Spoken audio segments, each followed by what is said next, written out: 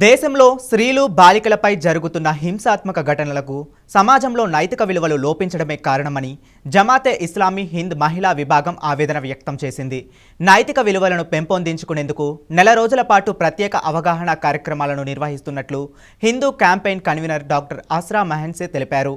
ఈ మేరకు సోమాజిగూడ ప్రెస్ క్లబ్లో పోస్టర్ను ఖతీజా మహవిన్, సజీదా బేగం, ఇస్రాత్ భానులతో కలిసి ఆవిష్కరించారు.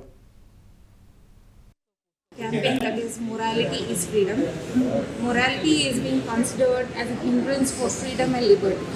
When moral values are degraded and they are discarded and we fall into trap for this unrestricted personal desires, this cause disrupts not only the families but also it creates ripples in the society.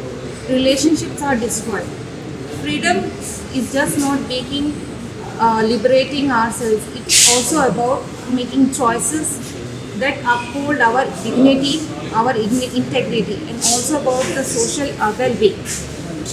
Real freedom is not living without boundaries. Real freedom is taking responsible choices for living a life of dignity for both men and women. So across all cultures, it has